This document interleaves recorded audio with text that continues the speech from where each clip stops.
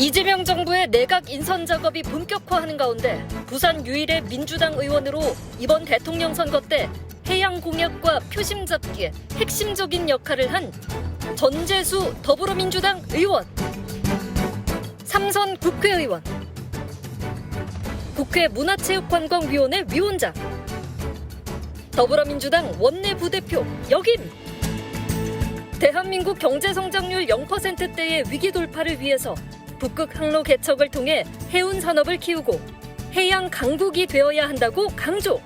북극항로가 열리게 되면 대한민국의 해양 강국으로 나갈 수가 있는데 해양 강국으로 나가려면은 거점이 있어야 되고 전략 도시가 있어야 된다.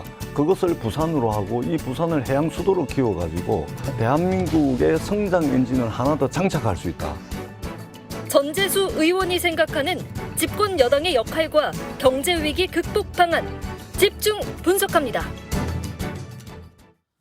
새 정부가 민생 경제 회복을 최우선 과제로 내건 가운데 이재명 대통령이 재계 총수와 경제 단체장들을 만나면서 경제 살리기에 나서고 있는데요. 더불어민주당 전재수 의원과 얘기 나눠보겠습니다. 전 의원님 안녕하십니까? 네, 반갑습니다. 대선 치르느라 고생 많으셨죠? 고생 좀 했습니다. 네. 더불어민주당 새 원내대표로 삼선의 김병기 의원이 선출됐습니다. 조만간 신임 당대표 선거도 예정돼 있는데요. 이재명 정부의 첫 여당 지도부 어떤 역할을 해야 한다고 보는지요? 일단 첫 번째는 정치를 복원해야 되겠습니다. 네.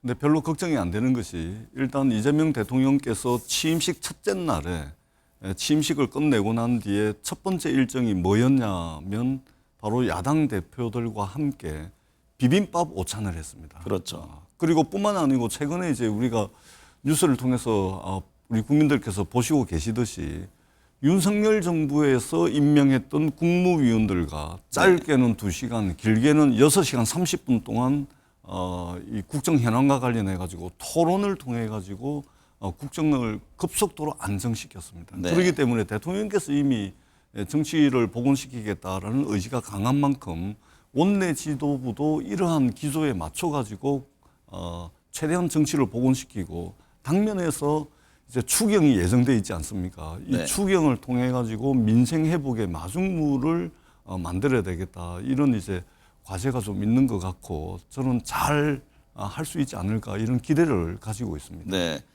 12.3 계엄 정부 기후 국론 분열이 심화됐습니다. 정치권 갈등도 격화됐는데요. 거대 여당의 역할이 중요합니다. 이제 방금 말씀하셨듯이 야당과의 대화 타협의 정치를 이끌어야 할 텐데요. 앞으로 정치권 어떤 과제가 있다고 보세요? 그러니까 조금 전에도 말씀을 드렸듯이 지금 대한민국이 직면하고 있는 위기라는 것이 상당히 중청적이고 복합적으로 얽혀 있습니다. 네. 외교는 외교대로, 국제 통상 문제는 통상 문제대로, 또 국내 정치는 국내 정치대로, 또 작년 12월 3일 날 우리 국민들께서 너무나 깜짝 놀랐던 이 불법적이고 위헌적인 비상계엄을 통해 가지고 민주주의를 복원해야 되는 이런 문제까지 네. 굉장히 복잡하고 중청적으로 얽혀 있는 그런 굉장히 어려운 상황입니다. 그렇기 때문에 이제 내일 모레가 되면은 국정기획위원회가 출범을 하게 될 텐데 네. 이렇게 복잡다단한 문제들의 우선순위를 제대로 좀 정하고 국정과제를 좀 우선순위에 맞게끔 제대로 좀 정해가지고 단기적으로 할 수 있는 것은 빨리 좀 하고 중장기적으로 여야가 힘을 보태야 될 부분들은 정치를 복원해가지고 국정 운영의 에너지를 좀 결집시켜가지고 국민들께 정말로 실적과 성과를 내보여가지고 네. 어려운 여러 가지 상황들을 좀 헤쳐나가는데 집중을 해야 되지 않을까 생각을 합니다. 네. 이재명 정부 첫 조각 작업이 한창입니다. 전 의원은 해양수산부 장관 후보로 거론되고 있는데요. 지금 부산의 유일한 민주당 의원이시잖아요. 네, 그렇습니다. 혹시 연락받은 거 있으신가요? 이 문제는 전적으로 대통령의 인사권에 해당하는 문제입니다. 네. 그렇기 때문에 이 부분과 관련해서 제가 드릴 수 있는 말씀은 아무것도 없습니다. 네. 다만 선거 과정에서 부산을 포함해 가지고 불경 지역에 대한민국이 이 서울 수도권 중심의 일극체제, 성장 엔진 하나만 가지고 위태롭게 날고 있는데 불경 지역에 제대로 된 공약을 통해 가지고 대한민국의 일극체제를 다극 체제로 바꾸고 네. 꺼져가는 성장 엔진 하나만 달고 있는데 여기에 새로운 성장 동력을 성장 엔진을 하나 더 장착하겠다. 네. 이런 이제 공약을 발표를 하셨습니다. 그렇기 때문에 부산, 울산, 경남의 시도민들이 상당한 기대감을 가지고 있고 이재명 대통령 많은 공을 기울였죠. 그렇습니다. 지난 예, 대선 때. 네. 예를 들면 이제 해양수산부를 부산으로 이전하겠다. 네. 또 해운 대기업 본사를 부산으로 유치하겠다. 네. 또 회사 전문법원을 유치하겠다. 그리고 동남투자은행을 통해 가지고 부울경 지역에 성장 엔진을 하나 더 만들어서 대한민국이 다극 체제로 나가는데 부울경을 전진 기지로 삼겠다. 네. 이런 굉장히 중요한 공약들을 발표를 했었고, 그리고 이 공약은 비단 부산, 울산, 경남에 한정된 공약이 아니고 대한민국의 성장 전략, 대한민국의 발전 전략이라는 큰 그림 속에서 나온 공약이기 때문에 저희들이 굉장히 많은 기대를 가지고 있습니다. 네, 대한민국 경제 성장률이 지금 0%대 얘기가 나옵니다. 경제 민생이 더욱 중요한 상황인데요. 전 의원께서는 해양 산업이 경제 위기 해법이 될 수 있다고 강조했습니다. 북극 항로 진출도 언급한 바 있는데요. 북극 항로가 왜 중요한 의미가 있는 거죠? 그러니까 그 인류 문명사를 보자면 네. 실크로드 길이라든지 또 역사 속에서 향신로 길이라든지 또는 최근 한 150년 사이에 가장 큰 인류 문명사에 큰 변화를 줬던 수에즈 운하의 개통이라든지 이런 새로운 길, 그것이 육지길이든 바닷길이든 이 새로운 길이 열리게 되면 인류 문명사에 커다란 변화가 왔습니다. 특히 최근은 더 심하죠. 네. 그런데 마침 지금 현재는 북극 항로가 지금 7, 8, 9, 10월 4달밖에 항해를 못 하거든요. 그런데 머지않은 시기에 이 북극 항로가 연중 항해가 가능한 새로운 바닷길, 새로운 백길이 열리게 됩니다. 그러면은 역사 속에서도 실크로드 길 등등을 포함해 가지고 역사 속에서도 새로운 길이 열리게 되면 새로운 문명이 탄생을 했듯이 네. 새로운 바닷길, 새로운 백길, 이 북극 항로가 열리게 되면 엄청난 변화가 올 겁니다. 그리고 이 엄청난 변화에 맞춰 가지고 이미 미국, 러시아, 일본, 중국 여기가 지금 준비를 하고 있거든요. 네. 그런데 저희들은 준비가 늦었습니다. 그렇기 네. 때문에 북극 항로가 몰고 오게 될 유라시아 물류 혁명에 선도적이고 주도적으로 대한민국이 준비를 해야 된다. 그리고 이것은 잠재 성장률이 이미 0%대로 떨어진 대한민국의 꺼져가는 성장 엔진을 다시 불을 지피고 새로운 성장 엔진을 하나 더 장착하게 되는 대한민국의 성장 전략, 대한민국의 발전 전략의 일환이다. 이렇게 저희들은 평가를 하고 있습니다. 사실 세계 역사를 쭉 보면은 해양을 잡았을 때 전 세계 제패하는 그런 영국도 마찬가지고 그렇습니다. 스페인도 영국이 마찬가지고 그랬습니다. 예. 영국이 그랬고 잠깐이긴 하지만 스페인도 그랬었고 네. 지금은 이제 사실은 해양 패권을 장악하는 나라가 세계 주도권을 갖는 지금 네. 미국이 마찬가지죠. 그렇죠. 남북 국해 문제도 사실 그런 거죠. 그렇습니다. 중국의 예. 어떤 해양 진출을 그렇습니다. 위한 노력들이죠. 그렇습니다. 그리고 덧붙여서 잠시 말씀을 드리자면 트럼프 대통령께서 이제 그린란드 말씀을 하시잖아요. 네.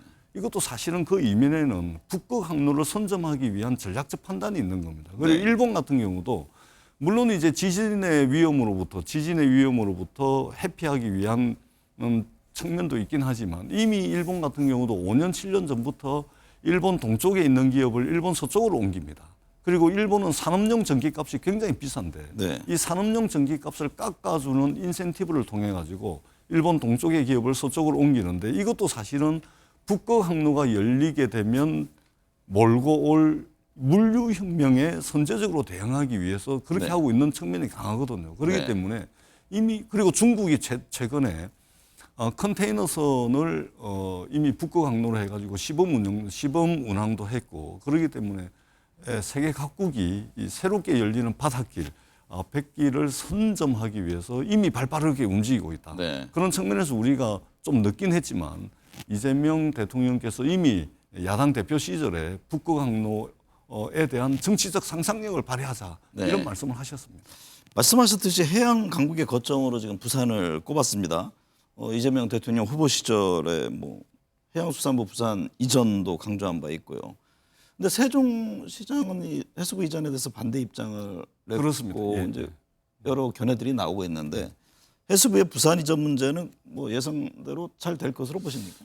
대통령께서 첫 번째 국무회의 때 네. 이미 업무 보고를 받는 과정에서 해양수산부의 부산 이전을 위한 준비를 했으면 좋겠다라고 이미 지시사항을 내렸고요. 네. 그런 측면에서 해양수산부 부산 이전은 조만간에 정부가 이제 구성이 되게 되면 바로 진행이 되지 않을까라는 생각이 들고, 다만 그 구성원들의 어떤 의견들을 충분히 듣는 그런 절차와 과정은 반드시 필요하다. 네. 그래서 그분들의 최대한 동의를 구해서 부산으로 이전하는 것이 바람직하지 않을까 이렇게 생각을 합니다. 그렇게 될 때만이 해양수산부가 정말로 북극 항로 시대를 주도하는, 네. 대한민국 여러 부처가 있지만 대한민국의 새로운 성장 엔진을 우리 해수부가 책임지고 하나 성장 엔진을 만든다, 이런 네. 자부심을 가지고 부처 공무원들이 일할 수 있는 그 절차와 과정들을 거치는 것도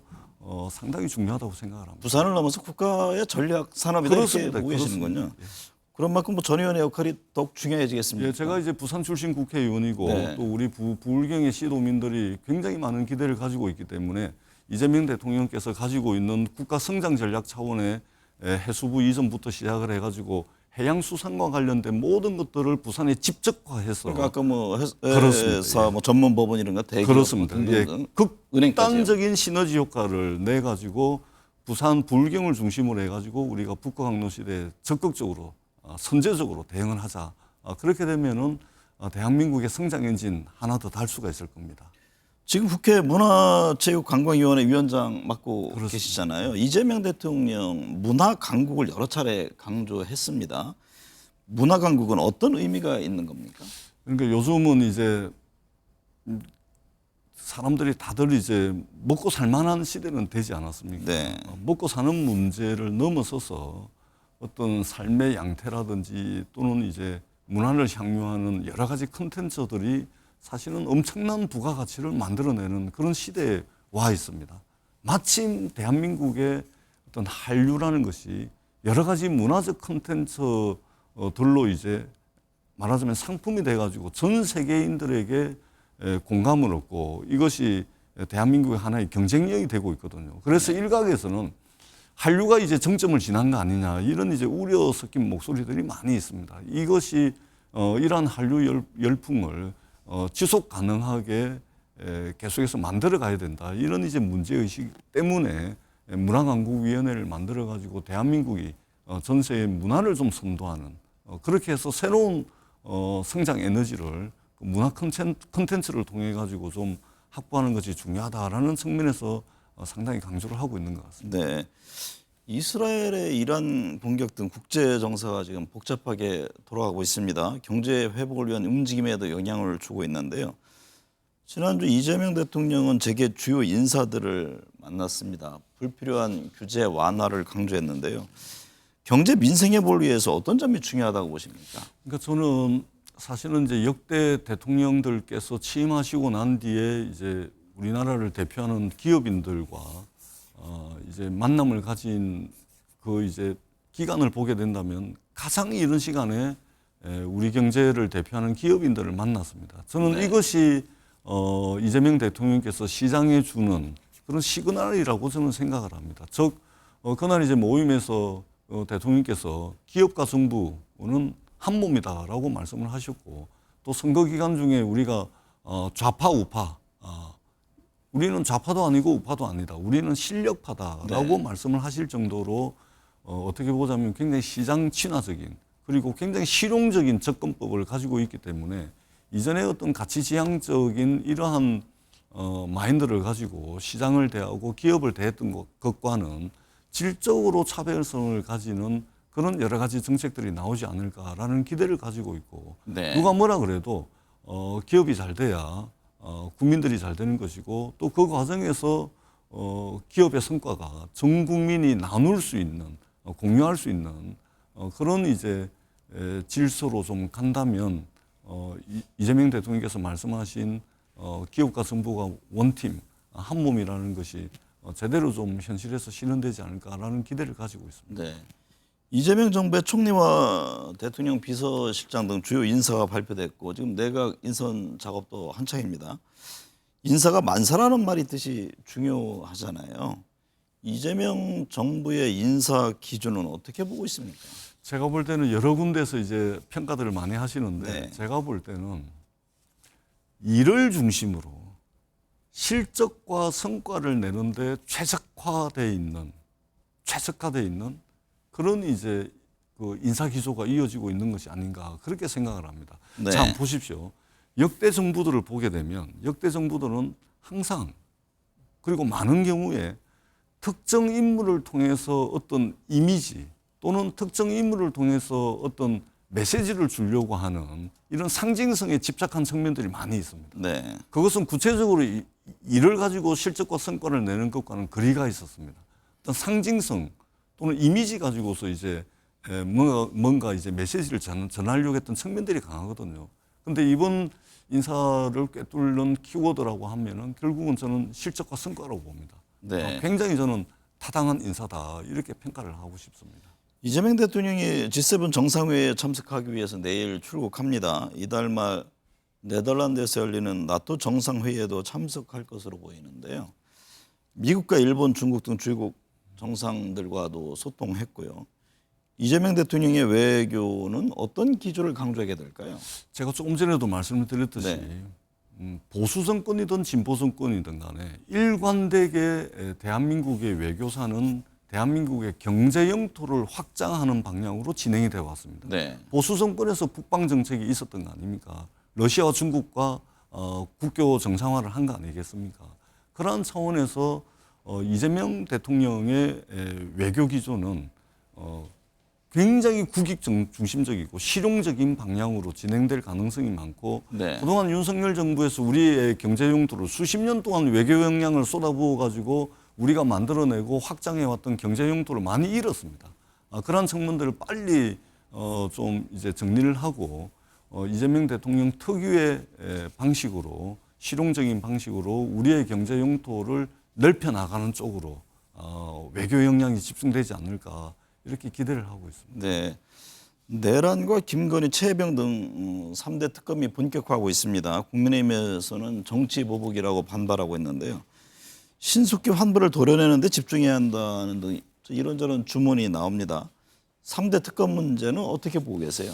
이재명 대통령께서 최대한 빠른 시간 내에 특검을 임명을 했지 않습니까? 네. 저는 이것이 하나의 신호라고 생각을 합니다. 더 이상 과거의 문제를 가지고서 현실에 영향을 끼치는 그 기간을 최대한 단축해가지고 우리가 정리하고 넘어가야 될 문제는 최대한 빠른 시간 내에 영향을 집중해가지고 단기간에 하겠다라는 의지를 표명한 것이라고 봅니다. 네. 작년에 내란 문제, 비상계엄의 문제 이 부분들은 이 부분들 때문에 지금 청구서가 지금 이 정부와 우리 국민들에게 계속해서 날아오고 있지 않습니까? 이 청구서를 빨리 좀 마무리 짓고 우리가 과거에 발목이 잡혀서는 한 발짝도 나아갈 수가 없습니다. 네. 다만 이 문제를 제대로 정리하지 않고서도 우리가 나아갈 수가 없습니다. 최대한 빠른 시간 내에 실체를 밝히고 그리고 책임을 져야 되는 부분들은 정확하게 책임을 지우고 다만 거기에 얽매이지 않고 우리가 하루라도 빨리 미래를 위해서 나갈 수 있는 그런 에너지를 우리가 좀 모아야 되지 않을까 네. 그렇게 생각을 합니다. 새 정부가 인선 등으로 전열을 정비하는 가운데 미 트럼프발 관세 이슈에 이어 이란과 이스라엘 전쟁으로 국제 정세가 요동치고 있습니다. 외교와 민생 경제에 더욱 집중해야겠습니다. 오늘 함께해 주셔서 감사합니다. 네, 고맙습니다.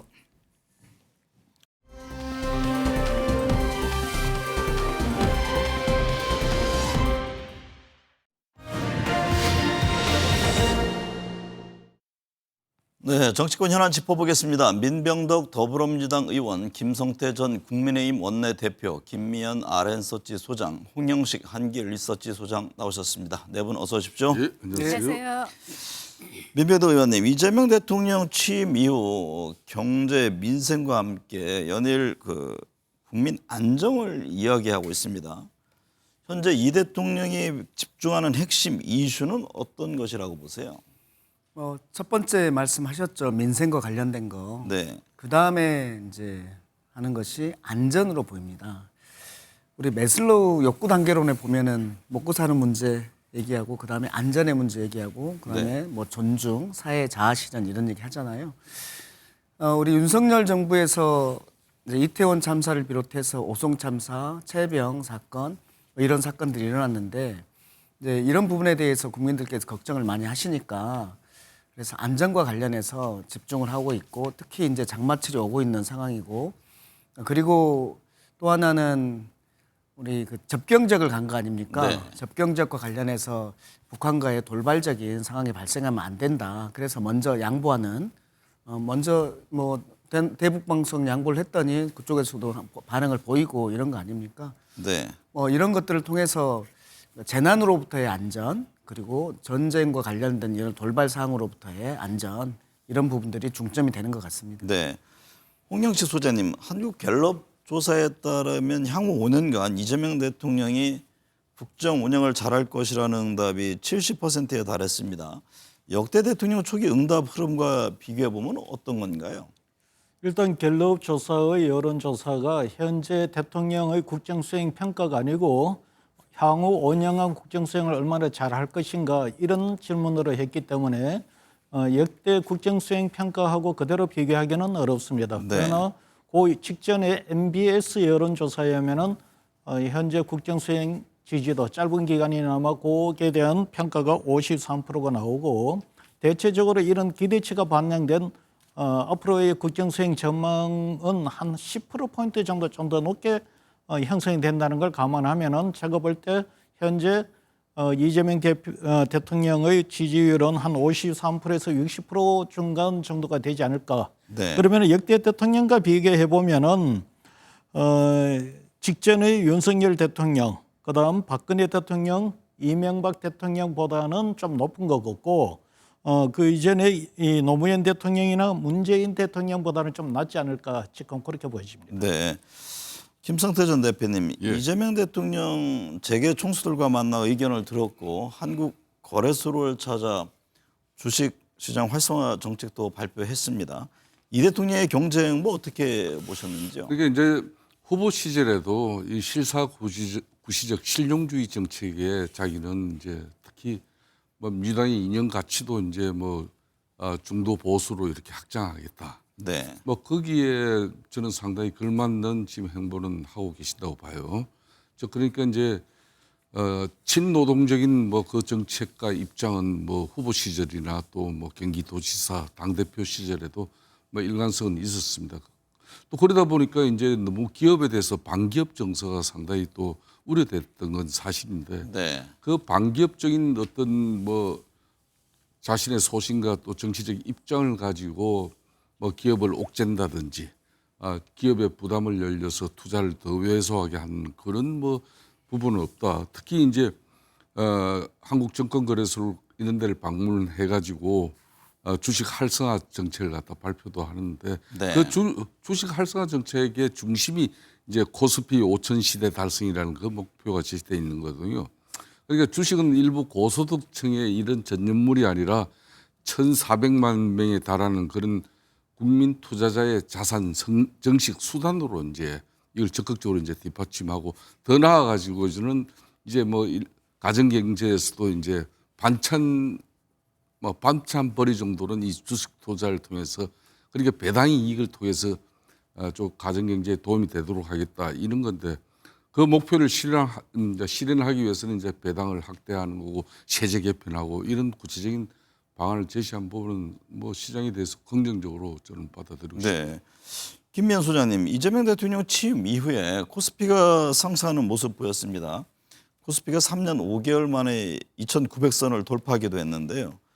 이 대통령 취임 이후의 행보에 대해서 국민들은 어떤 시선으로 바라볼까요? 저는 매우 긍정적으로 바라볼 것 같습니다. 왜냐하면은 이제 이재명 대통령의 주 지지층은 40대, 50대 그리고 하이트 칼라, 소위 말하면 우리나라 중상층이거든요. 그러니까 그런 분들이 생각할 때 우리 김성태 전 의원님이 이야기해 주신 것처럼 한국 거래소를 방문해서 본인이 이제 강력하게 이야기를 했죠. 이제 주식 시장에서 교란 행위를 벌이는 사람에 대해서 엄정하게 처벌을 하고 이런 여러 가지 얘기를 들어보면은 본인의 공약이었던 5,000피 달성, 가능해 보인다고 많은 사람들이 생각을 할 것 같고요. 그런 관점에서 봤을 때 본인들의 지지층들을 점점 더 두텁게 하고 그리고 중상층을 좀 더 넓게 하게 하려는 그런 정치적인 전략도 있기 때문에 저는 향후 대통령의 국정 지지율에는 상당히 긍정적으로 보여질 거로 보여지고요. 아까 한 가지만 더 첨부하자면 이 갤럽 조사에서 보면 이제 이재명 대통령이 향후 잘할 것이냐고 물어본 기대감에 대해서 70%가 잘할 거라고 응답한 반면에 3년 전에 윤석열 대통령은 한 60%가 잘할 거라고 응답을 했거든요. 그게 왜 그런지 한 10% 정도 차이가 나냐 하면은 당시에 윤석열 대통령에게 바라는 것은 바로 국민 대통합을 좀 먼저 좀 해달라는 이야기가 많았다면 네. 이재명 대통령에게 이제 국민 70%가 바라는 이야기는 뭐냐면 경제를 활성화해라. 무엇보다 경제 활성화를 먼저 해야 된다는 의견이 많았기 때문에 그런 관점에서 본다면 이 대통령의 초기 이 일주일 동안의 행보는 매우 긍정적이지 않을까 보여집니다. 네. 민병덕 의원님, 이재명 대통령의 국무회의도 화제가 되고 있습니다. 회의가 2시간의 점심시간 포함해서 6시간 넘게 오전 오후 이렇게 릴레이 회의도 이어가기도 했는데요. 그래서 극한 국무회의다 이런 말까지 나옵니다. 윤석열 정부 장관들과의 국무회의여서 초기에는 묘한 긴장감도 감돌았다면서요. 네네네. 뭐 초반에는 이게 잘 되겠나. 특히 이제 민주당에서 내란 국무회의라고 막 그랬었잖아요. 네. 그랬던 분들하고 이 관계가 잘 풀리겠나 그랬는데 뭐 다른 걸 다 떠나서 이 이재명 대통령이 굉장히 실용적인 사람입니다. 지금 인사를 하기 전까지는 이분들하고 해야 된다. 그러면은 이분들에게 의견을 많이 듣겠다. 질문을 굉장히 많이 하시거든요. 네. 그렇게 해서 이제 지금은 제가 알아본 바에 따르면 탐색전이 좀 지났고 그 이제 기존의 전임 정부의 국무위원들도 많은 얘기를 이제 하신다라고 들었습니다. 그 예가 뭐냐면 지난번에 내란 특검 3개의 특검이 있었지 않습니까? 그 3개의 특검에 대해서 여기에 대해서 의논들을 거쳤다는 거 아니에요. 반대하실 분들은 네. 반대하셨고 충분히 그러면, 얘기를 다 하라, 충분히 다 이렇게 얘기를 하고 제안했다는 나서 거 그랬다는 거 아닙니까? 그래서 이 부분도 문재인 대통령 때는 제일 처음에 문재인 대통령이 주재하지 않았습니다. 경제부총리가 주재를 했고 한 40-50일 지난 다음에야 이제 대통령께서 주재를 했는데 네. 이번엔 직접 그렇게 주재하는 거 아닙니까? 이재명 대통령이 느끼는 지금 경제 상황과 외교 상황, 국방 상황에 그런 그 좀 간절함과 책임감이 있다라고 보이고 또 실용적인 그런 측면들이 보인다고 보이고 이제부터는 좀 탐색전 끝나고 조금 더 원활하게 전문 분야를 가지고 논의들을 더 잘할 수 있지 않을까 그런 생각이 듭니다. 이 대통령 캐나다에서 열리는 주요 7개국 정상회의에 참석하기 위해서 내일 출국합니다. 취임 채 2주도 안 돼서 정상 외교에 데뷔하는데요. 역대 대통령과 비교해보면 이른 셈입니다. 계엄과 탄핵 사태로 우리나라의 정상회담은 6개월 넘게 한 번도 이루어지지 못했다고 하던데 한국이 정상회됐다는 걸 국제사회에 알린다는 점, 이 부분에 대한 의미를 부여하는 분들도 있습니다. 네, 그 부분에 대해서 누구나 지금 G7에 계시는 그런 대통령들 분들도 그렇게 느끼지 않겠습니까? 네. 지금 윤석열 대통령이 계속해서 가치외교, 특히 자유와 민주주의 가치외교를 주장하면서 외교를 했는데 이런 상황이 벌어졌어요. 6개월 동안 공백의 상황, 탄핵이 되는 상황이 발생했는데 과연 어떤 사람이 민주주의를 회복해서 왔을까에 대해서 굉장히 궁금해할 것 같고 네. 이 부분과 관련해서 조금 걱정스러운 것은 너무 이르다는 측면들이 있는 겁니다. 네. 다른 분들은 60일, 70일 이때에서 이제 외교 무대에 데뷔를 했는데 특히나 또 지금 참모들이 부족한 상태 아닙니까? 이 상황에서도 지금 G7과 또 이제 나토와 관련해서는 지금 고민 중이긴 하시지만 이런 굵직굵직한 국제 무대에 나가겠다고 하는 것은 그간의 공백과 관련해서 좀 빨리 메꿔야 된다는 측면도 있을 거고요. 또 하나는 민주주의 회복력, 대한민국의 민주한국 이런 모습들을 좀 보여주고 싶은 그런 것도 있을 것이라고 봅니다. 김성태 전 대표님, 이번 G7 정상회의에서 한미 정상 간 만남에 대한 얘기들이 나오잖아요. 근데 설령 이번에는 만난다고 해도 심도 있는 대화는 어렵고 상견례에 그치지 않겠느냐 이런 얘기들이 나오는데 지난번 한미 정상간 통화에서 뭐 골프를 치자 이런 정식 초청을 받은 상황이죠. 그렇습니다. 지금 트럼프 대통령께서 이제 이재명 대통령 취임 3일 만에 네. 전화 통화가 이루어져서 그 통화에서 이제 트럼프 대통령 미국을 방문해달라. 그 방문하면 또 나랑 골프도 치자 이제 이렇게 된 거죠. 상당히 뭐 미국 대통령이 또 대한민국 대통령 골프를 초청했다는 것은 그건 상당히 뭐 트럼프 입장에서는 상당한 의미를 부여한 거죠. 네. 그러니까 일본 같은 경우도 트럼프 대통령하고 과거에 이제 지난번 트럼프 대통령 시절에 좀 관계를 돈독하게 만들기 위해서 많은 고심을 하고 또 공을 많이 들였죠. 네. 거기에 대한 이제 트럼프 대통령의 하답은 쉽게 말하면 자기 골프장에 트럼프 골프장에 아베 총리 초청해가지고 라운딩한 거죠. 네. 그렇고 하고 그 결과는 이제 그 이후에 트럼프 아베 관계가 상당히 친밀해졌어요. 네. 저는 그런 측면에서 이재명 대통령께서도 이번에 G7에서는 옵저버 형식으로 참석은 합니다만은 그래도 한미 정상 간의 짧은 회담은 있을 것이고 또 다자간 또 외교도 이루어지는 거 아니겠습니까? 여기에서 이제 대한민국의 불확실성이 제거된 그런 측면에서의 뭐 대한민국의 민주주의 회복에 대해서 또 자신감도 내 보이는 것도 괜찮아요. 네. 그리고 이제 뭐 또 국익 중심의 어떤 실용 외교를 또 이제 강조할 것인데 그런 부분도 지금 상당히 중요한 대목이니까 특히 국제 정세가 지금 대단히 좋지 않지 않습니까? 네. 이스라엘 이란전까지 지금 확대 뭐 기로에 있고 러시아와 우즈베키스탄 이 동북아의 지금 안보 질서가 대단히 지금 중요한 상황이죠. 전통적인 한미일 이 동맹에 대한 공고함을 또 이번 G7 옵저버 참여지만은 뭐 그런 측면에서 상당한 의지를 또 보이시고 오는 것도 대한민국 국민들에게 상당히 안정된 그런 대통령의 이미지를 만들 수 있을 것 같아요. 또 정상의 골프를 치면 어느 분이 이길까요? 그는 분명히 제가 지난번에도 얘기했지 트럼프 대통령이 이깁니다. 트럼프는 자기 그 트럼프 골프장에서 트럼프 챔피언십하고 뭐 이런 여러 가지 대회가 있는데 거기서 총 15번 본인이 직접 우승을 했어요. 김 의원님, 제 견해는 다릅니다. 제가 이재명 대통령의 골프 실력을 좀 알거든요. 아 그래요? 하기야 나이 차이가 이제 그럴 수도 있네. 처음 몇 톨 실력을 보여주시고 네. 결국에는 저 주시지 않을까 싶습니다. 아니 뭐또 이재명 대통령도 좀 연습 좀 해가지고 가야 돼요. 제가 잘 압니다. 저는 개인적으로 실력을. 퍼팅을 매우 잘하실 것 같아요. 네네. 집중력도 집중력이 굉장히 좋으셔서. 좋으십니다.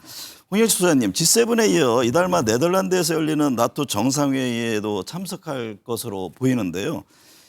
방금 이제 김 전 대표께서 말씀하셨듯이 중동전이라든가 국제 정세가 만만치 않은데 이럴 때 정상 외교의 역할 더욱 더 중요하지 않겠습니까? 아마 국민들이 이재명 대통령 출범 이후에 제일 관심을 갖고 지켜보는 것이 바로 이 부분이 아닐까 싶습니다. 뭐 안 그래도 지금 국제 관계가 복잡한데 취임한 지 며칠이 안 되어서 이스라엘하고 이란 전쟁까지 지금 소식이 전해지고 있습니다.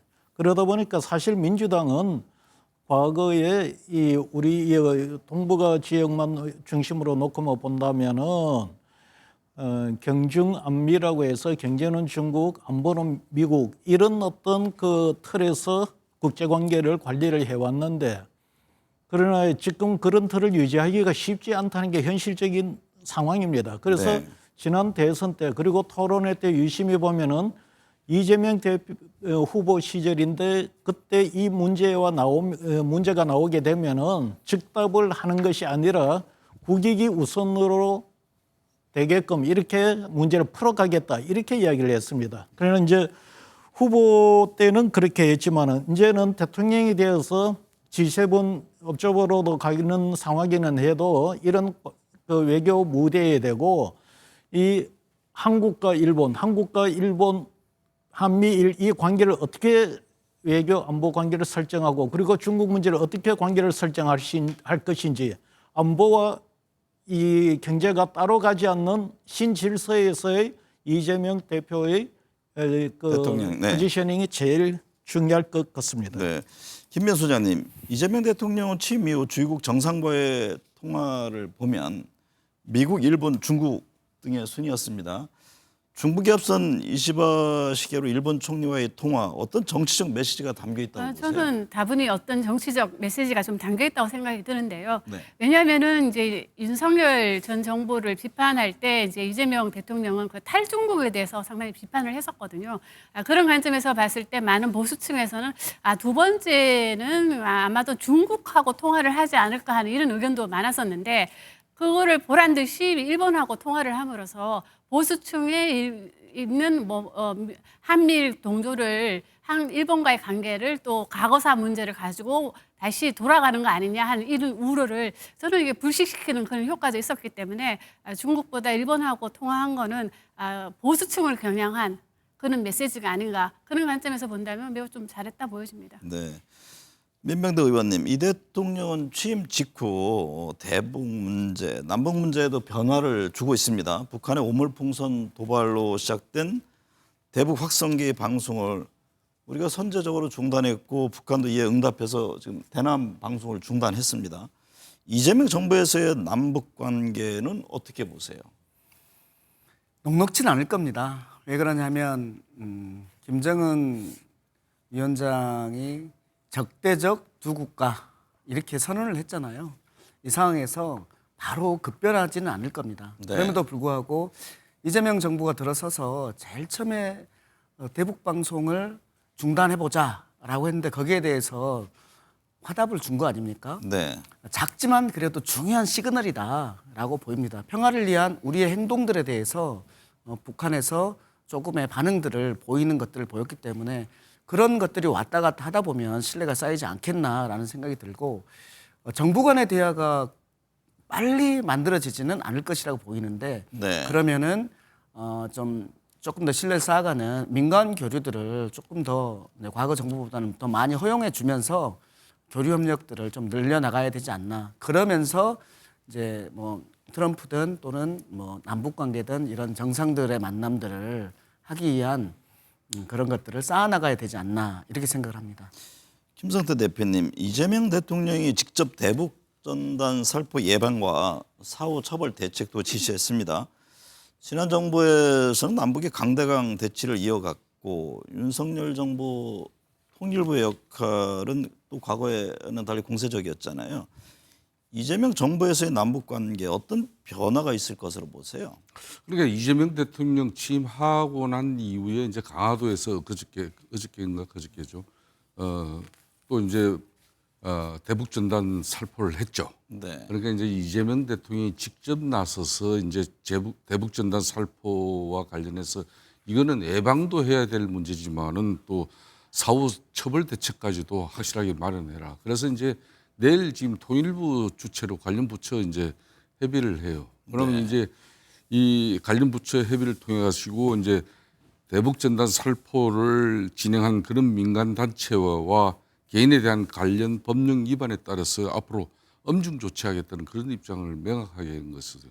저는 그런 측면에서 이재명 대통령이 그동안 이제 남북 관계가 경색되고 상당히 또 일촉즉발의 그 위기 상황까지도 이야기될 수 있는 그런 뭐 상당히 악화된 남북 관계인 거는 지금 틀림없어요. 네. 그렇다고 해가지고 남북 관계 경색을 위해서 북한의 뭐 좀 태도에 상당한 변화가 없는 가운데 우리만 빗장을 다 풀어가지고 지난번 이제 남북 간에 그렇게 개성공단 활성화를 위해서 우리가 투자한 그 개성공단 연락사무소를 폭발을 해버리면서 두 번 다시는 상종하지 않을 그런 뭐 국가로 우리나라를 갖다 폐마한 그런 적도 있지 않습니까? 네. 그러니까 엄청난 뭐 이 국민의 헬스에 비용이 들어서 남북 관계 개선을 하고자 했던 그간의 노력이 있음에도 불구하고 북한 당국의 자의적인 판단에 의해서 남북 관계는 경색될 수도 있고 또 완화될 수도 있고 네. 뭐 이런 부분은 윤석열 정부에서도 그런 거는 좀 고쳐 나가겠다 이런 건데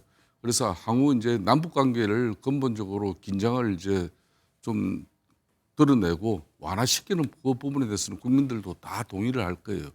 그런 측면에서 이제 뭐 전임 정부의 남북 관계 정책이라든지 또 대응 방안에 대해서 뭐 이렇게 충분하게 검토가 이루어진 과정 속에서 국민적 어떤 사회적 합의 속에서 남북 관계의 평화를 더 진척시키는 게 저는 바람직하다고 보고 있습니다. 네.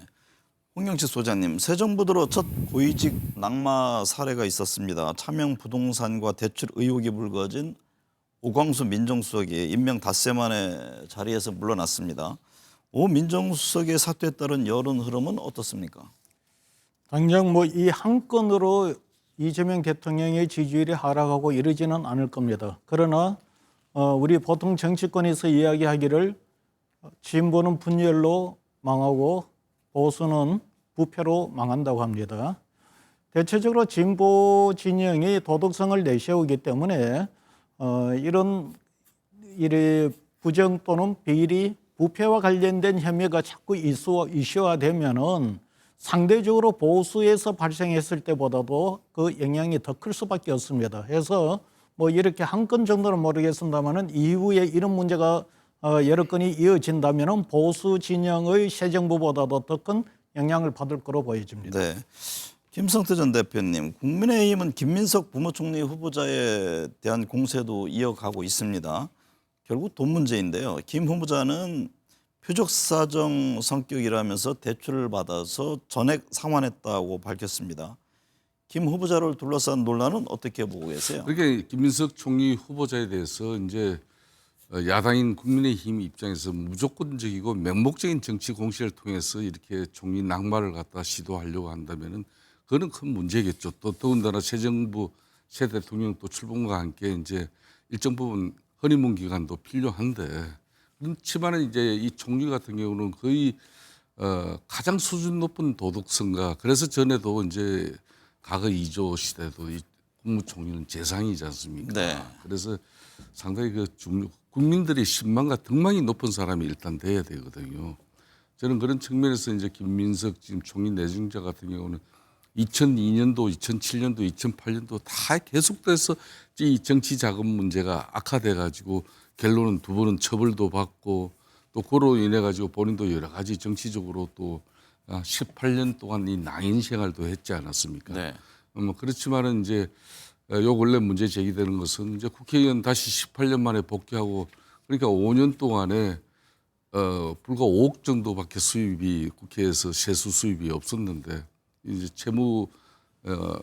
채무를 갖다 해소한 부분은 또 6억까지 되고 거기에 또 자제분 이제 미국의 코넬 대학교 유학 비용이라든지 뭐 이런 것까지 하면은 엄청난 또 개인적으로 좀 재정이 많이 투입됐을 건데 그런 부분에 대해서 이제 국민적 의혹이나 이런 사람이 총리가 될 수 없다는 그런 뭐 우려가 되면 안 되는 것이니까 네. 이제 뭐 본인이 아마 오늘 오후 정도에 좀 인사청문회 앞두고 의혹을 전면 해소할 수 있는 그런 입장을 SNS에다 담겠다고 했으니까 네. 그 해명을 좀 기다려 봐야죠. 민병도 의원님, 김민석 후보자는 인사청문회를 앞두고 방금 말씀하셨듯이 의혹 해소에 뭐 자신감을 내비쳤습니다. 온 국민이 이해할 수 있도록 관련 글을 올리겠다고 했는데요. 김 후보자 등 인사를 둘러싼 논란 민주당은 어떻게 보고 있습니까? 일단 기본적으로 두 가지 부분으로 나뉘는 거 아닙니까? 과거 정치 자금으로 인해서 이제 처벌받은 거 두 차례에 걸쳐서 그 부분하고 지금의 재산 문제, 재산이 수입은 없어 보이는데 어떻게 이렇게 채무를 많이 줄일 수 있었나 이 부분이기 때문에 두 가지로 좀 나눠서 과거의 정치자금법 위반과 관련해서는 정치하면서 생긴 문제고 처벌을 받은 거거든요. 네. 그런 부분에 대해서는 뭐 적절한 해명이 있겠습니다만은 이미 끝난 문제 아닌가라는 생각이 들고 다만 지금의 수입에 비춰봤을 때 어떻게 이런 그 채무를 갚을 수 있었나와 관련된 부분과 관련해서는 혹시 부패가 있는가에 대한 문제이기 때문에 이 부분에 대해서는 해명이 좀 필요할 것이라고 보이고 여기에 대해서는 후보자 본인으로서도 충분히 자신감을 내보이고 있기 때문에 저는 그 해명을 들어보고 우리가 판단해야 되지 않을까라는 네. 생각이 듭니다. 김미연 소장님, 이재명 대통령이 언론과 뭐 대통령실 직원, 정치인 등 방면에 걸쳐서 소통을 적극적으로 하고 있습니다. 피로 직원 병문안에 강훈식 비서실장을 보내서 회복에만 집중하라 이런 말을 하고 김문수 전 장관 전에 이제 경쟁 후보였죠. 형님상에도 강훈실 실장을 보내 위로의 뜻을 전했습니다. 또 의석수 한석에 군수 야당까지 우상호 정무수석이 살뜰히 챙기고 있는데요. 이 같은 소통 행보 여론에는 어떤 영향을 미칠까요? 아마도 이번 정권은 지난 정권에서 많은 거를 반면교사한 것 같아요. 지난 정권이 실패했던 가장 큰 원인 중에 하나가 바로 소통 부재였습니다. 네. 그 소통 부재가 그 첫 번째는 바로 야당을 대하는 태도였는데요. 그런 태도를 지금 보이지 않고 야당과 적극적으로 동반자로 삼겠다는 그런 의중이 지금 표현이 된 것 같고요.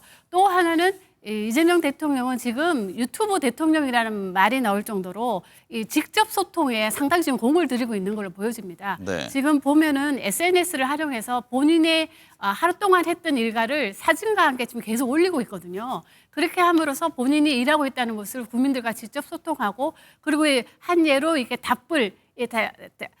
답글당을 또 보고 거기에서 또 좋은 아이디어가 있으면 얻어서 정책에 활용하는 그런 모습도 보여주고 있기 때문에 저는 이렇게 국민과 적극 소통하는 모습은 뭐 제가 계속 좋은 얘기만 하는 것 같습니다만은 아주 긍정적인 여론에 아주 긍정적인 영향을 줄 거로 보여주고 있습니다.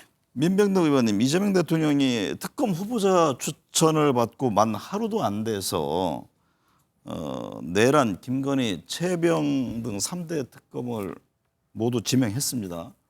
속전속결로 특검을 임명한 배경은 어떻게 보세요? 저희가 그렇게 하려고 했던 거 아니겠습니까? 네.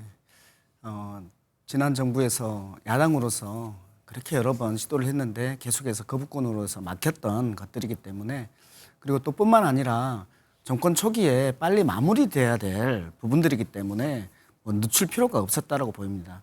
내란 특검 같은 경우는 지금 이 정권의 가장 핵심적인 것 중에 하나가 내란 조기 종식 아니겠습니까? 네.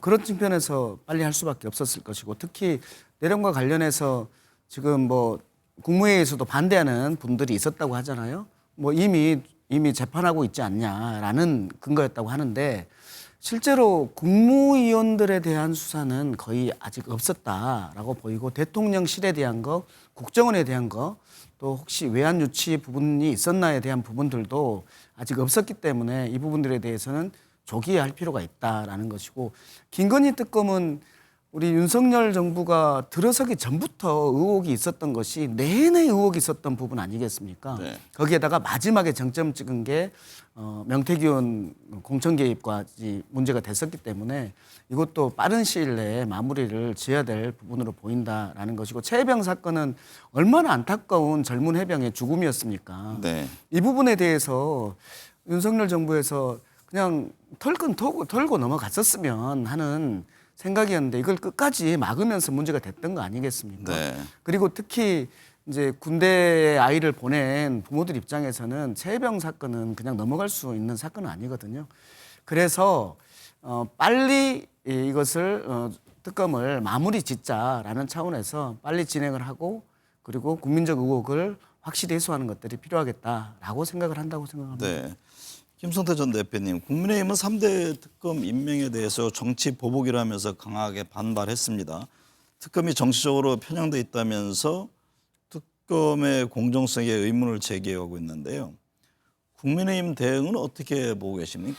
저는 국민의힘이 이 새 특검에 대해서 이게 정치 보복 운운을 하면서 여기에 뭐 상당히 또 당력을 절대 소진할 저는 문제가 아니라고 봐요. 네. 윤석열 전 대통령의 실패는 한마디로 정치의 실종이었고 특히 여소야대 이 정국을 가지고도 국정 운영에 있어서 민생을 챙기고 야당의 또 협치를 통해서 뭐 이렇게 경제를 좀 회복시키는데 거기에 진력한 게 아니라 3년 내에 어떻게 보면은 김건희 여사 도시모터스 주가 조작 사건부터 해가지고 많은 의혹들에 대해서 그걸 왜 집권 세력이 국민의힘이 그거 방어하는데 그거 저항하는데 모든 당력을 다 소진한 거 아닙니까?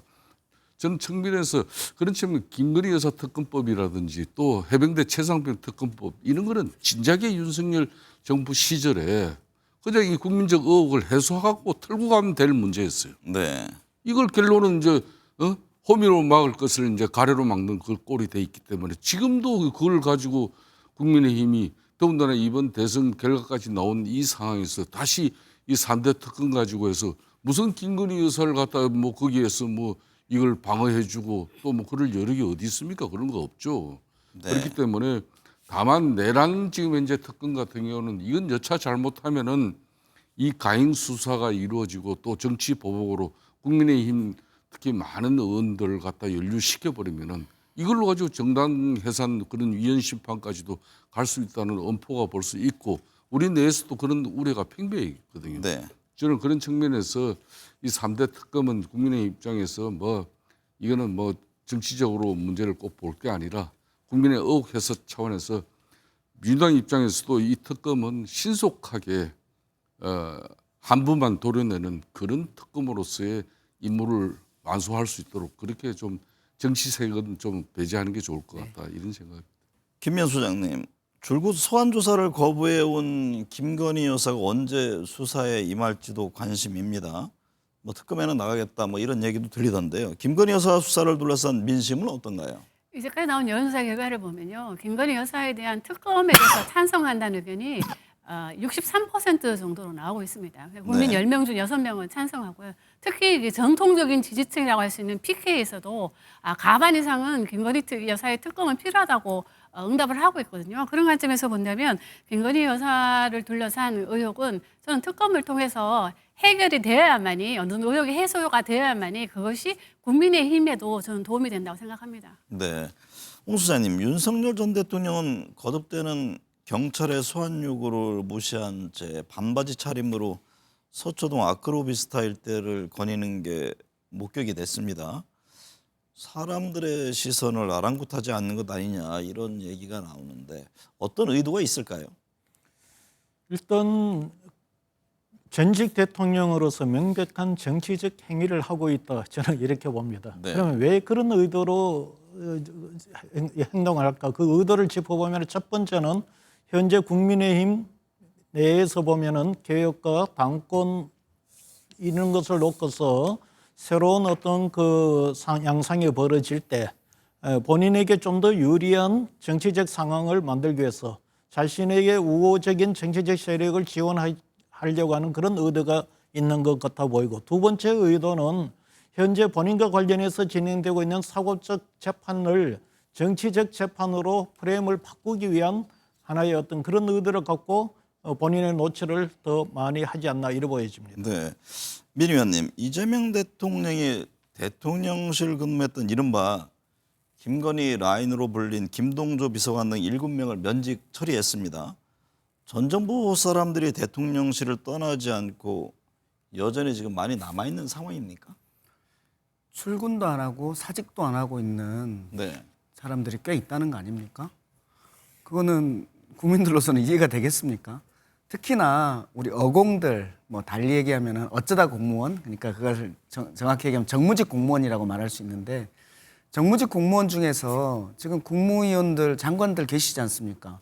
그분들 같은 경우는 새로운 그 조직의 수장이 오기 전까지 네. 역할들을 뭐 공무원으로서 충실히 해 주시는 게 맞기 때문에 지금 하고 계시는 거는 맞다. 그리고 뭐 잘하고 계신다. 이렇게 생각을 하는데, 대통령실에 특히 김건희 라인의 비서실의 분들이 지금 그대로 있는 것은 좀 용납이 안 되는 부분 같습니다. 그럼에도 불구하고 출근도 안 하고 사직도 안 한다는 것은 좀 말이 안 되는 것 같습니다. 김성태 전 대표님, 이런 거는 참 보기 드문 일인데요. 윤석열 정부 이른바 어공 중에 말씀하셨듯이 출근을 하지 않은 채 사표도 내지 않는다? 이 상황을 어떻게 보고 계세요? 뭐 그런 부분에 대해서는 뭐 이재명 대통령께서도 이거는 뭐 대통령 비서실장이 대통령실을 체제를 갖다가 이제 조기에 빨리 구축해야 될 책임이 있으니까 이런 부분에 대해서는 저는 뭐 단호하게 저는 판단하도 저는 괜찮을 거라고 봐요. 네. 이미 처음에 이제 정진석 비서실장이 이재명 대통령 당선과 함께 용산 대통령실을 갖다 너무 깨끗하게 비워가지고 또 상당히 그게 언론에 화제가 됐잖아요. 네. 뭐 바로 이제 이재명 대통령께서 그러니까 이제 부채에서 파견돼 놓은 그런 이제 널공들 같은 경우는 바로 복귀를 시켜가지고 다 복귀가 됐어요. 부채에서 나오신 분들은 그거는 뭐 직업적 공무원의 그런 역할이고 임명에 따라서 이루어지는 부분이기 때문에 그거는 뭐 그 사람들로 인수인계의 어떤 기본 틀이 갖춰지면 될 것이고, 네. 흔히 말하는 정치적으로 정무적으로 대통령실에 이렇게 들어간 이 뭐 어공 같은 경우는 이거는 뭐 새 정부에 굳이 그렇게 뭐 자신들이 그게 뭐 사퇴도 내지 않고 그걸 뭐 국민의 헬스에 한 달 더 받으면은 그게 무슨 자신이 뭐 그걸로 고기 사 먹는다고 그게 소화가 제대로 됩니까? 깨끗하게 털어주고 그냥 이재명 정부가 그냥 대통령실 빨리 구성할 수 있도록 그런 뭐 협조는 이건 필요한 거죠. 저는 그런 측면에서 지금 이제 이게 윤석열 전 대통령하고 자꾸 이제 연결시는데 국민의힘 입장에서는 하루라도 이 고리를 빨리 끊어야 되는 입장이에요. 그렇기 때문에 아까 이 새 특검과 뭐 어떤 경우든 너무 국민의힘 입장에서 이걸로 가지고 절대 또 당열 소진하고 또 국민들한테 좋지 않은 이미지 그대로 뒤집어 쓸 이유가 없다는 거죠. 네. 그거는 털고 가라는 얘기입니다. 민병덕 의원님, 민주당 새 원내대표 3선에 김병기 의원이 선출됐습니다. 친명계 핵심 인물로 불리는데요. 어떤 과제들을 안게 됐다고 보십니까? 네, 기본적으로 이재명 정부가 가지고 있는 과제에 대한 국회의 임무 아니겠습니까? 네. 이재명 정부가 가지는 게 내란을 조기에 종식하고 그리고 경제를 회복하는 그런 거 아니겠어요? 네. 그래서 내란을 종식하는 문제 그리고 경제를 회복하는 문제 관련해서 그것을 뒷받침할 수 있는 입법적 조치, 제도적인 것들, 그것들이 무엇이 있을까? 이런 것들을 뒷받침하는 것일 거고요. 네. 민생과 관련해서는 김병기 원내대표가 이렇게 공약을 했습니다. 당청 대통령실 모두가 이 함께 모이는 을지로 위원회를 만들겠다라고 할 정도로 어려운 사람들, 어려운 민생에 대해서는 챙기는 그러한 그 기구를 만들겠다 할 정도로 그리고 또 하나는 또 우리의 단결, 내부 단결을 위해서 이번에 전에 없었던 소통수석이라는 걸 만들었습니다. 네. 뭐 운영수석, 정책수석 거기에 플러스 돼가지고 소통수석이라는 걸 만들어서 이 소통을 더 많이 하겠다 이렇게 하고 있어서요. 3가지 정도로 그렇게 네. 정리가 된다 보입니다. 김성태 전 대표님, 국민의힘도 뭐 내일이죠. 그 새 원내대표 김성원, 송원석, 이현승 의원 3파전이잖아요. 그렇습니다. 예. 그런데 김용태 비상대책위원장이 내놓은 탄핵 반대 당론 무효화 등 5대 개혁안에 대해서는 좀 충돌하고 있던데 당 상황 내일 어떤 전망이세요?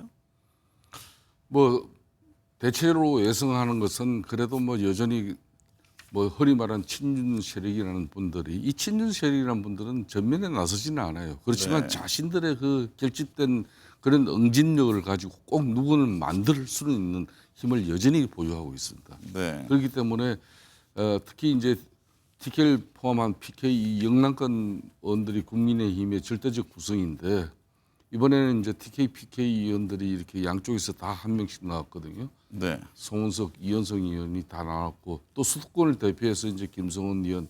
그러니까 이제 이 원내대표 선거 결과에 따라 가지고 또 언론들은 상당히 큰 의미를 부여할 거예요. 네. 뭐 또 만일 영남권 인사가 되면은 이건 여전히 친윤 세력들에 의해서 이제 국민의힘의 영역이 그대로 작동되고 있다. 네. 그 말은 전 윤석열 전 대통령하고 제대로 전련해내지 못하고 있다.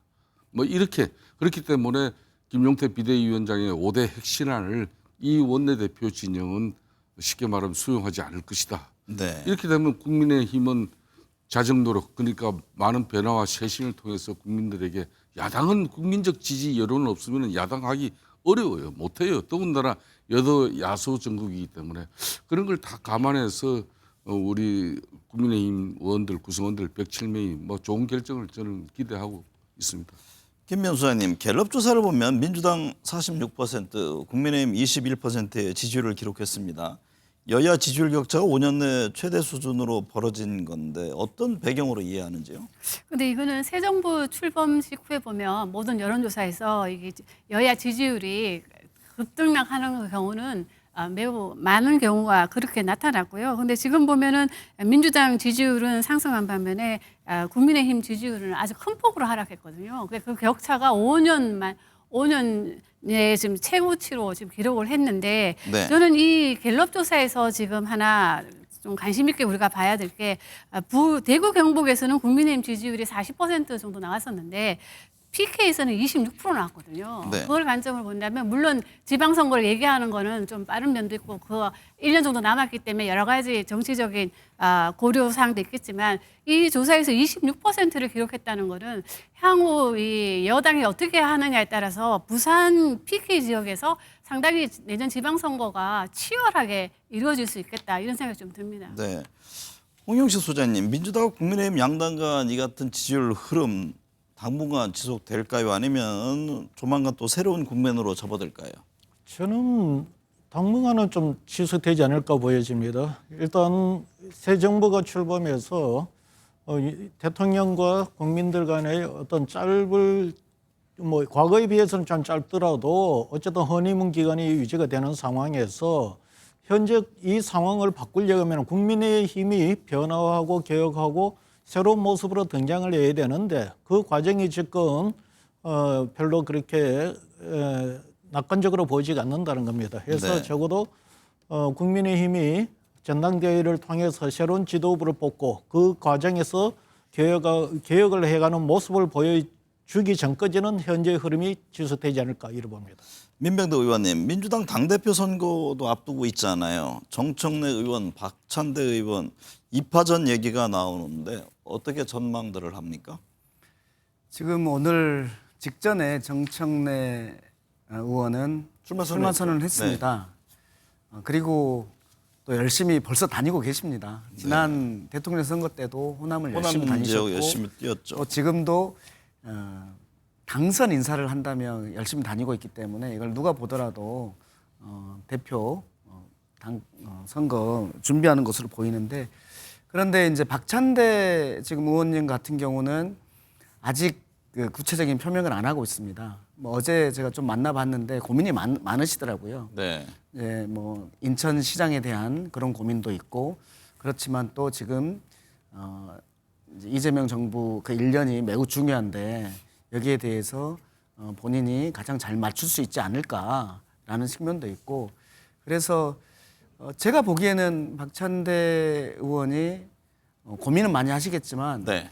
그래서 희생적 결단으로 나오지 않을까라는 그런 느낌들을 받았습니다. 네. 만약에 나오지 않는다면 혼자 정청래 의원 혼자 출마하는 그런 일은 없을 겁니다. 또 네. 다른 사람들이 분명히 나올 그런 분위기고요. 어쨌든 박찬대, 정청래 이렇게 두 의원이 대표를 가지고 붙게 된다면 누구도 장담하기 어려운 네. 그런 상황이지 않을까 이렇게 봅니다. 김성태 전 대표님, 국민의힘은 향후 당대표 선거에서 뭐 한동훈 전 대표 재등판론 얘기가 나옵니다. 김문수 전 장관 이전 후보자였던 출마론 얘기도 나오는데요. 어떻게들 보고 있습니까? 김용태 지금 현재 비대위원장의 이 5대 핵심안을 갖다 앞으로 내일 선출되는 원내 대표와 함께 저는 8월 말이든 9월 초 이 조기 전대를 통해서 좀 당이 그 기간 동안 엄청난 자정놀이 있어줘야 돼요. 네. 윤석열 전 대통령하고의 명확한 전련 그리고 윤석열 전 대통령의 측근으로서 작년 4월 공천 다 망친 그 장본인들 그리고 측근 술친구 하면서 이 호가 호의 세력들이 시키다 하면 당을 갖다 본질적으로 집권당으로서의 역할을 제대로 하지 못하는 그런 엄청난 잘못을 저지른 그런 행위들에 대해서 깊은 자성, 반성, 성찰로 책임을 물어야 되는 부분이에요. 네. 지금 국민의힘이 좀 전에 우리 김 소장님도 말씀했습니다만 아마 한 5년 만에 최저치임 지지율이 떨어진 건데 이거는 곧 해체하지 않으면 안 될 그런 절차적인 위기예요. 그러면 누군가는 책임을 지금 현재 국민들이 지워주기를 바라는데 책임지지 않는 세력들이 버리면 이재명 당시 민주당 후보 또 대통령만 공격하면 그게 다 아니에요. 그건 아니거든요. 그러니까 저는 더 큰 자정 노력 이후에 전당대회에서 한동훈이든 김문수를 판단해야 되는 것이지 네. 당의 자정 노력 없이 그냥 자기 당권에만 또 함몰되어 버리면은 국민의힘은 그렇게 해서 전당대회 당권 만들면 뭐합니까? 네. 국민들 외면하는 그런 야당 그 의미가 없는 거죠. 저는 그러니까 지금은 뼈를 깎는 살을 도려내는 그런 자성과 성찰입니다. 이 틈새를 과연 노릴까요? 김면 소장님, 홍준표 전 대구시장이 홀가분하게 들어가겠다면서 규격을 암시하는 글을 올렸습니다. 뭐 빨간색 모자와 점퍼에 파란색 티셔츠를 입고 있는 사진과 함께 업로드했는데 일각에서는 이준석 개혁신당 의원과 손을 잡을 것이다 이런 얘기도 흘러나옵니다. 여론은 어떻게 반응할까요? 요즘은 홍준표 전 대구시장이 색깔 정치를 하는 것 같아요. 네. 빨간색과 파란색을 적절하게 섞어가면서 상당히 여론을 좀 떠보는 것 같은데요. 저는 근데 이 두 분은 이 지지층이 20대 남성층에 상당히 높은 지지를 받고 있지만 그렇기 때문에 또 한편으로는 학상력도 매우 부족하고요. 네. 그렇기 때문에 이 두 분이 손을 잡을 거라고 저는 왜냐하면 학상력이 없기 때문에 손을 잡아봐도 그 효과는 크게 나지 않기 때문에 이 두 분이 손을 잡을 거라고요. 저는 그렇게 생각하지 않고 여론도 그렇게 호의적일 것 같지는 않습니다. 홍영식 소장님 어떻게 보세요? 대구 경북 민심 흐름도 중요하잖아요. 과연 어떻게 지형이 펼쳐질지요? 예, 신당을 만들려고 하면은 이제 세대는 조금 전에 말씀하신 그 20대, 그 다음에는 지역 기반은 대구 경북 민심인데 제가 볼 때 지금 홍준표 시장이 그만한 집권 기반을 만들어 놓지는 못한 것 같습니다. 임기 기간도 짧았었고 또 퇴임할 때의 그 모습도 썩 좋지도 않았고 또 이 대선 때의 그 모습도 그렇고 해서 대구 경북이 홍준표 시장의 창당 기반이 될 것이다. 그거는 좀 쉽지 않을 것 같습니다. 네, 제가 두 의원님께는 이게 특검 정부이고 또 내년 6월 지방선거가 있지 않습니까? 정치권의 합종 연행, 정기 개편 가능성은 어떻게 보십니까? 그러니까 지금 현재 이 민주당 입장에서 이재명 대통령 취임하고 난 뒤에 어떻게 보면 본인의 사법 리스크를 갖다 극복할 수 있는 그런 재판 중지법이다, 뭐 대법관 정원법이다, 이거는 상당히 좀 보류해놓고 이 새 특검법에 집중한 이유가 있는 거예요. 네, 이 새 특검법을 다 들여다보면은 2년 11개월의 윤석열 정부의 모든 걸 여기서 다 조망해낼 수가 있습니다. 네. 그럼 여기에는 다 집권 세력들이 누군가는 다 책임을 져야 될 문제가 발생해요. 그러면 이게 이렇게 올 연말까지 내년 초까지 이으면 바로 내년 6월 지방선거가 됩니다. 지금 이재명 대통령의 이렇게 대통령실을 포함한 앞으로 이제 조각이 이루어질 그런 정부 장관들까지도 이 면면을 이렇게 쭉 준비를 하시는 걸 보면은 이거는 내년 6월 지방선거까지도 완전히 석권하겠다는 그런 이재명 대통령의 확실한 여기 의지가 담겨 있는 거예요. 그러니까 국민의힘이 어떻게 변화해야 될 건지 이걸 명확하게 판단할 수 있는 거죠. 한 20여 초 남았는데요. 민 의원님은 어떻게 보세요? 국민의힘은 2분 남았으니까 여유 있게 하셔도 됩니다. 네, 국민의힘은 지난 총선에서 졌습니다.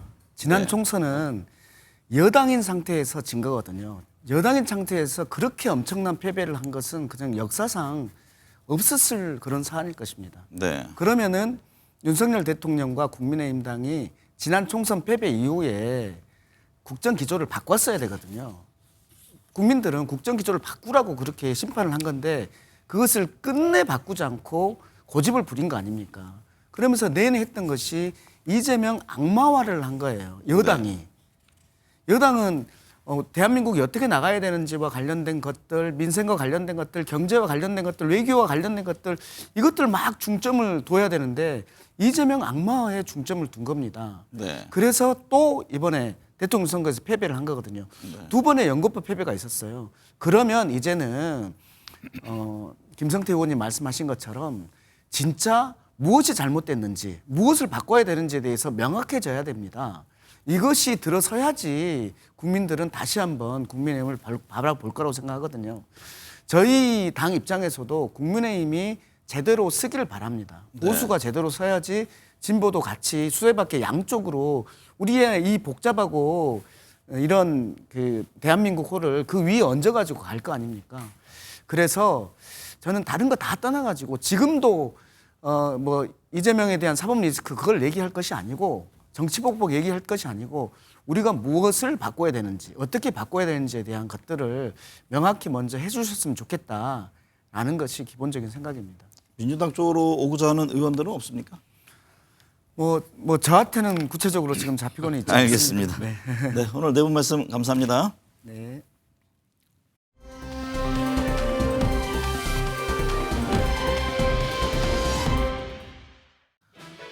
이스라엘이 이란의 주요 핵시설 등을 선제 타격하면서 중동 지역이 전면전 위기에 직면했습니다.